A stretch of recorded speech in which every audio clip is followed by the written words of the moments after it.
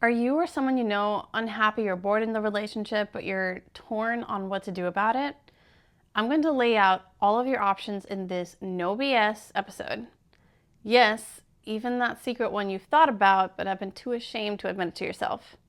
In my work with couples, I've seen and heard it all. So let's talk about it. I'm Jennell Elias. I help couples with high demand lives avoid feeling like distant roommates, restore intimacy, and build growth that actually lasts. Please note, today's message is specifically for couples who find themselves in just okay relationships. The spark is gone, they're unhappy, or maybe just bored. There's not really any specific main reason you can point to for the unhappiness. You just know you're not happy right now. This is not for someone who feels trapped in a toxic or unsafe situation where you know you should probably leave, but it's complicated. Maybe there's kids involved, you don't know how to walk away without causing more harm in the process, or you might even feel unsure that you really can leave. That's a totally different situation, and I will do a future episode on that. But for now, the most important thing I can tell you is that without safety, physical, mental, emotional, spiritual, and all the other ways that safety manifests itself, a person cannot thrive, much less a relationship. Get yourself out of the toxic or unsafe situation first, then we can talk about options like how to fix things between the two of you, if you should even try at all. It really depends. If you need a bit of help figuring stuff out, talk to a local domestic violence advocacy center. They can help you talk through your options and put together a plan for your situation that will work best for you. Just make sure you delete your internet and phone history if there's any chance that being discovered reaching out for help could put you further in harm's way. And by the way, I'm proud of you for even thinking about making this change. For everyone else who is just generally unhappy in their just okay relationship, let's lay out your options. Right out of the gate, we'll start with you could leave. Search for greener pastures elsewhere. Let's be honest, there's a pretty big possibility that you've already considered this and maybe even half decided to end things. If this is you, then really you've kind of already made your decision. It's more likely that smaller concerns are the only thing holding you back, like worrying about how this might impact the kids or the financial implications of pulling the plug. All valid, I suppose, but from my experience, obstacles like this only keep a person in the relationship for so long. They are not strong enough reasons to really stay. So it becomes more about biding your time than it is about really trying to stay long term. I promise no BS, so here's my non-judgmental take on this option. If you've already mostly decided that that's what you're going to do, go for it. I'm not here to convince you otherwise. I would encourage you not to drag it out. It becomes painstaking for both of you and much worse than if you just rip the Band-Aid. But let me put a few things out there. One, remember that the grass is not greener on the other side. It's greener where you water it. If you're thinking of leaving in search of a relationship with someone better, that can often feel like the easier thing to do rather than sticking it out with someone where there's already so much built up emotional damage over the years. But what actually ends up happening is that people tend to carry the same mistakes made in that first relationship right into the next one. In fact, after hundreds of studies and population data collected, experts say first marriages have about a 40 to 50% chance of getting divorced. But if you get married again, your chances now rise to about 60 to 67%. If you get married a third or more times, your chances are now at least 73 to 90% chance that this new marriage will also end in divorce. Not because remarriages are doomed to fail, because we generally don't learn from past mistakes.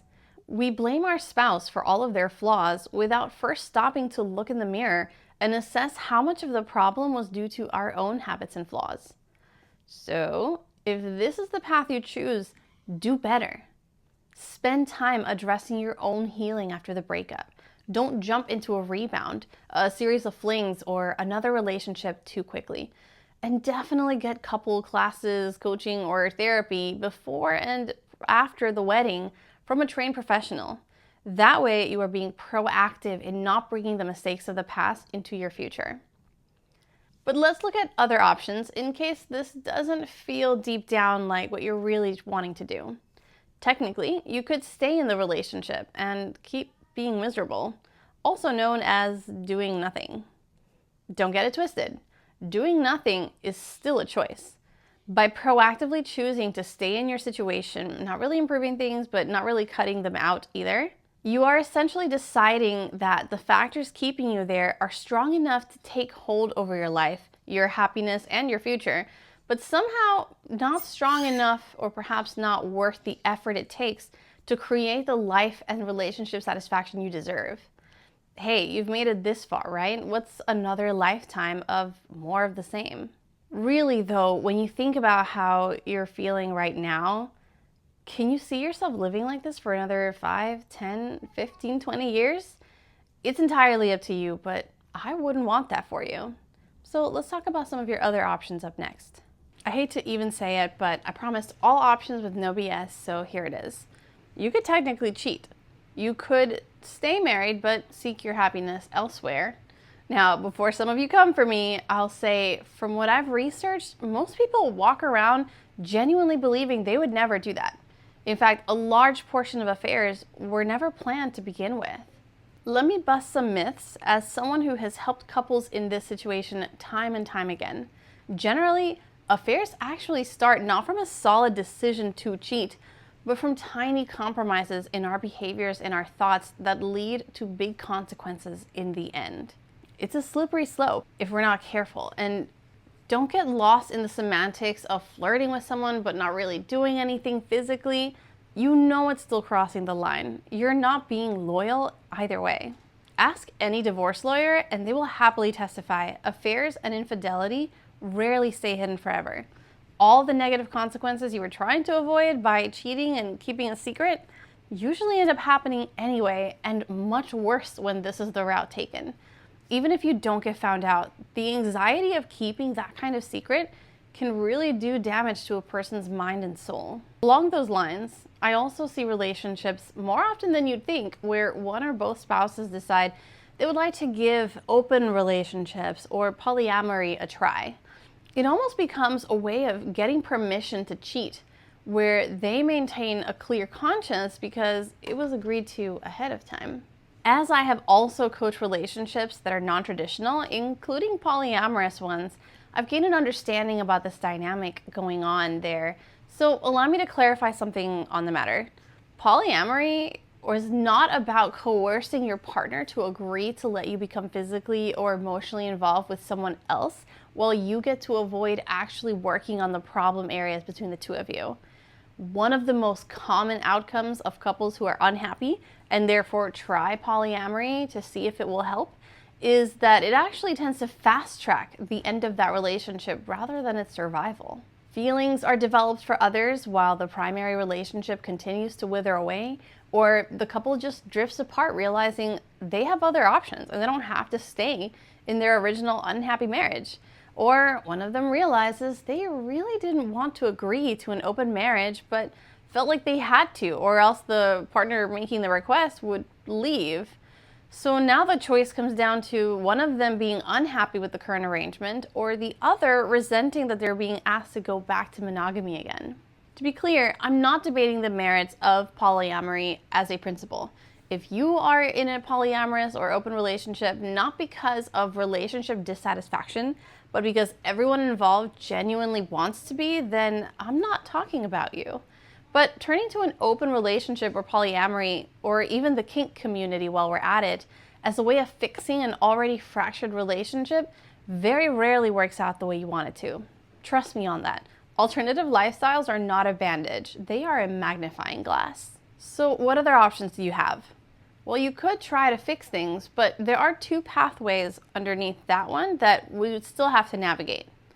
First is the path where your partner would also like things to improve and is willing to try right along with you, even if you both don't know how.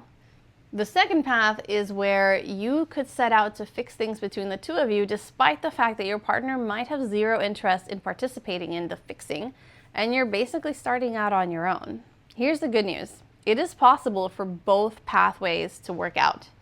Of course, it's much easier if your partner is as willing and motivated as you are, but the alternative is still doable.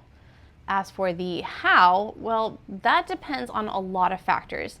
And it's really outside of the scope of this episode, but I do recommend you check out my first 7 episodes dedicated to things you can immediately start doing to see a difference in your relationship as of now. I would also encourage you to consider getting professional help if you're able, as this can really make a difference. Like with anything else, learning under a skilled tutor will lead to better results sooner compared to self-learning at your own pace using nothing but library books and YouTube videos. It's not impossible to learn on your own, just a slower and more challenging process. So be prepared for that if that's what you decide. Those are your main options, no fluff. I hope you understand that I'm not trying to steer you towards any specific choice. When you are alone with your thoughts, that thought that your inner wisdom is trying to tell you, that's probably the right path for you. Not the path that feels easiest or most comfortable, the one that when you choose it, deep down, it feels right. Some people describe it like suddenly being able to breathe easier or like a weight is lifted off your shoulders, though it's different for everyone. What I do want to encourage with this episode, as always, is that we all be more intentional about the choices we make. Coasting through life, letting our circumstances be decided for us, is a very sure way to end up feeling hopeless, miserable, and possibly even depressed. Take your fate into your own hands. Decide which path is truly best, then start making the plans needed in order to take action. I wish for you lots of healing, growth, and wisdom as you weigh your options and make your choice. Don't forget that I'm here for you. If you have any questions, as always, feel free to submit it in the link at the bottom of the description for this video, and make sure you subscribe for more. Talk again soon.